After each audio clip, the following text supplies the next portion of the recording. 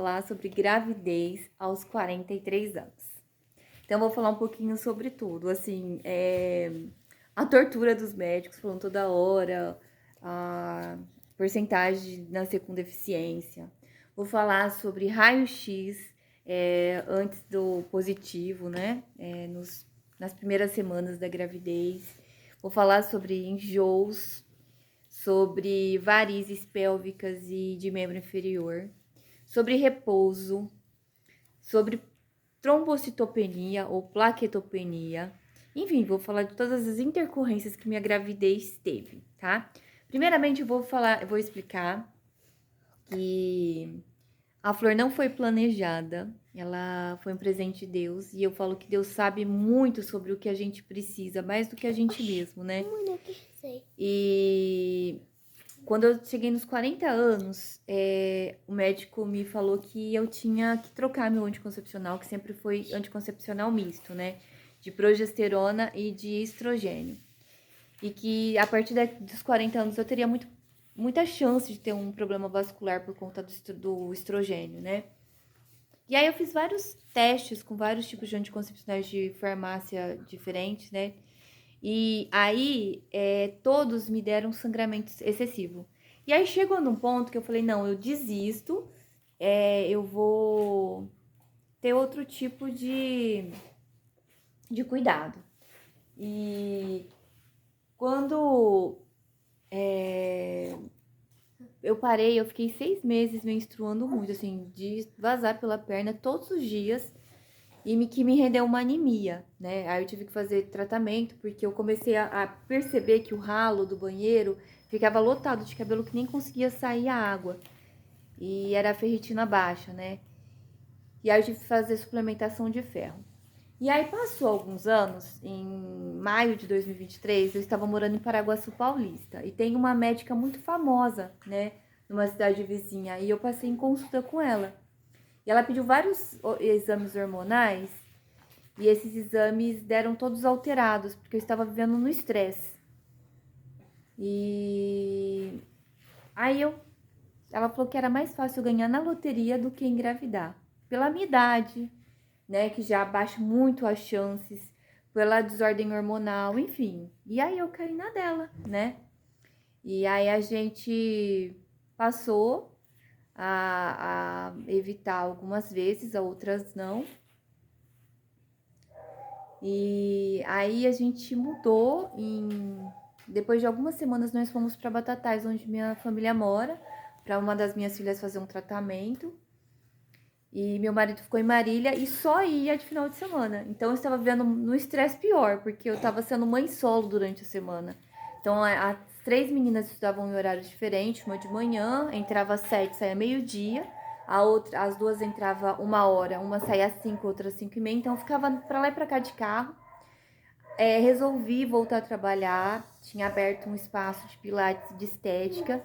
Então eu tava maior correria, né? Eu fazia de tudo, não tinha ninguém para me ajudar. Então eu tava no estresse pior. Então eu falei, impossível, né? Então eu e meu marido começou a relaxar mais ainda. E aí quando foi em outubro, começo de outubro, a gente tinha uma viagem na semana de Nossa Senhora para um parque aquático.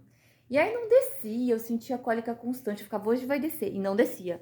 Hoje vai descer, e não descia. E tinha uma irmã minha que estava grávida. E ela falou pra mim, faz um teste. Eu falei assim, impossível. A médica falou que era mais fácil eu ganhar na loteria. E todo mundo fala que não engravida em estresse. E aí eu resolvi fazer o teste. E pra minha surpresa, deu as 2 linhas assim. Eu coloquei já rapidinho, apareceu as 2 linhas. E aí minhas filhas estavam na sala e todas as médicas falavam que era muito perigoso eu ter um 4º filho por conta da plaquetopenia que eu tive em todas as gestações. E aí eu cheguei na sala com a mão na boca, eu lembro, eu coloquei a mão na boca e olhei para elas e falei, meninas, aí as 3 me olhou, eu falei assim, eu acho que tem um bebê na minha barriga. Aí elas me abraçaram e começaram a chorar muito, né, porque ela sempre pediu outra irmã, eu falava assim, se eu engravidar eu vou morrer. Coitadas, e aí eu tentava acalmar elas e também tava muito nervosa, muito receosa com tudo, como ia ser difícil. E outra coisa que não saía da minha cabeça, né? Será que é uma gravidez? Será que é um tumor no ovário? Será que que vai nascer, se eu estiver grávida, vai nascer com algum tipo de problema, porque eu tinha feito um raio-x da minha filha número 2 há uma semana e meia atrás, né, do teste, e ela teve que pegar 4 radiação. Ela tirou 2 de pulmão, lateral e de frente, e uma saiu errada, ela teve que refazer, e uma de face. E eu fiquei do lado e não usei colete, olha o perigo. Então eu recomendo todo mundo que for, tiver idade fértil, usar o colete, pedir o colete. Então eu ficava só pensando nisso. E aí imediatamente eu liguei pro meu marido. Eu falei pra ele, amor, você tá sentado? Aí eu tava chorando muito, né, de medo. Aí ele falou, não, o que aconteceu? Aí eu comecei a chorar muito. Aí ele falou, eu já sei, você tá grávida? Aí eu falei, tô. E comecei a chorar e só pensava no ultrassom. Ele tentou me acalmar e foi procurar, né, alguns relatos na internet. Alguns foi positivo, outros não. Então eu tô tentando deixar meu relato aqui porque é tão gostoso a gente ter um relato positivo, nos deixar tranquila. Então, a princípio, eu fiquei meia isolada, assim, por conta do raio-x. É gravidez ou não é? A médica falou que era impossível engravidar. E aí, logo, eu morava faz pouco tempo lá, né? Liguei pra minha médica de Ribeirão Preto, que fez o pré-natal da Catarina. Opa! E aí ela me atendeu, me encaixou. Daí 2 dias eu estava lá. A primeira coisa que ela fez foi um exame de toque para ver se tinha alguma coisa. Ela sentiu 2 coisas. Aí ela falou: olha, que tem alguma coisa aí? Tem, né? Ou pode ser um cisto e um bebê, ou pode ser 2 bebês, ou pode ser 2 probleminhas, né? Ou um cisto e um mioma. Tem 2 coisas aí, eu tô sentindo. E aí ela fez um drama que eu saí assim completamente mais apavorada do que eu entrei. Falou que com 43 anos meu índice de ter um aborto era muito grande se eu tivesse grávida, que podia nascer com problema, que era uma chance muito alta para mim levar em consideração isso, né? E por conta do raio-x também, que eu tinha que levar isso em consideração, de nascer com algum tipo de deficiência de membros, né? E aí eu saí chorando, sabe? E aí ela pediu um ultrassom e falou pra mim fazer na outra semana, que ia dar 5 semanas, né? E que ela ia avisar que não ia conseguir escutar o coração do bebê, né? Que só pode escutar depois da 6ª semana. Aí eu marquei o ultrassom, cheguei lá.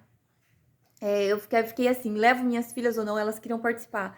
Mas e se não for bebê, se for um problema, eu vou começar a chorar. Bom, decidimos levar, né?